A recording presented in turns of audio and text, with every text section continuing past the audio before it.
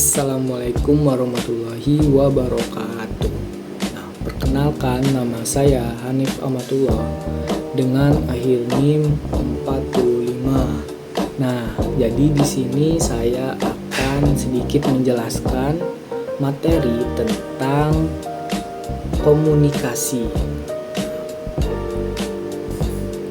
Nah, apa itu komunikasi? Nah, komunikasi adalah proses pemindahan dan memahami makna dari satu orang ke orang lain.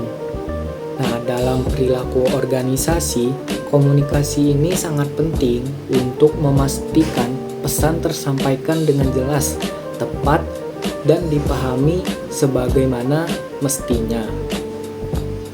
Nah, selanjutnya kita masuk ke fungsi komunikasi. Nah, dalam organisasi itu, komunikasi memiliki beberapa fungsi utama. Yang pertama itu ada pengelolaan. Nah, jadi komunikasi itu membantu manajer mengarahkan, mengatur, dan mengkoordinasi aktivitas anggota organisasi. Nah, selanjutnya yang kedua itu ada feedback atau umpan balik. Nah, jadi dengan memberi kesempatan bagi anggota untuk mengetahui apakah tindakan mereka ini sesuai dengan harapan organisasi. Nah, selanjutnya yang ketiga ada emotional sharing atau berbagi emosi. Nah, jadi dengan membantu menciptakan hubungan emosional di tempat kerja, memperkuat hubungan antar anggota. Yang keempat ada mempengaruhi. Nah, jadi digunakan untuk mempengaruhi perilaku orang lain, misalnya dalam rapat, negosiasi, atau instruksi kerja. Nah, dan yang kelima ada information exchange atau pertukaran informasi. Jadi dengan mengalirkan informasi agar organisasi dapat bekerja dan atau berjalan secara efektif. Nah, selanjutnya kita masuk ke proses komunikasi. Nah, yang pertama itu ada sender atau pengirim, orang yang memiliki pesan untuk disampaikan. Yang kedua ada encoding atau pengodean, proses mengubah ide menjadi simbol atau kata-kata. Yang ketiga ada message atau pesan, yaitu informasi yang ingin disampaikan. Yang keempat ada channel atau saluran media yang digunakan untuk menyampaikan pesan seperti lisan, tulisan, email, rapat, dan lain-lain. Nah, yang kelima ada pemaknaan, yaitu proses menerima, memahami pesan. Yang keenam ada penerima, orang yang menerima dan menafsirkan pesan. Yang ketujuh itu ada noise atau gangguan. Nah, hal-hal yang menghambat proses komunikasi itu yang pertama itu suara bising, kesalahpahaman, perbedaan bahasa, gangguan emosional, dan masalah teknis. Nah, dan yang ke-8 itu ada feedback atau umpan balik, yaitu respon penerima terhadap pesan, menunjukkan apakah komunikasi itu berhasil atau tidak. Nah, selanjutnya kita masuk ke arah komunikasi. Nah, arah komunikasi itu terbagi menjadi beberapa bagian.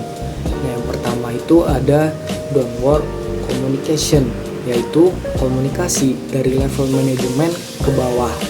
Nah, biasanya berupa instruksi, penjelasan tugas, kebijakan, atau informasi resmi yang harus dipatuhi. Tujuannya itu untuk memastikan bawahan memahami apa yang harus dilakukan.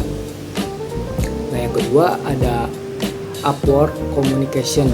Nah, ini tuh kebalikan dari downcard. Nah, komunikasi ini bergerak dari bawahan ke atasan. Isinya laporan kerja, saran, keluhan, ataupun umpan balik. Nah, fungsinya agar pemimpin tahu kondisi nyata di lapangan dan bisa mengambil keputusan yang tepat. Yang ketiga ada lateral communication. Nah, komunikasi antar porsi atau antar bagian yang setara dalam struktur organisasi. Ini diperlukan untuk koordinasi kerjasama tim dan menyelesaikan pekerjaan yang membutuhkan kolaborasi antar unit. Dan yang keempat ada formal small group network. Nah, ini merupakan pola komunikasi resmi dalam kelompok kecil seperti tim proyek atau divisi tertentu. Informasi biasanya mengalir sesuai struktur dan aturan yang sudah ditetapkan sehingga komunikasi lebih terarah dan terkontrol.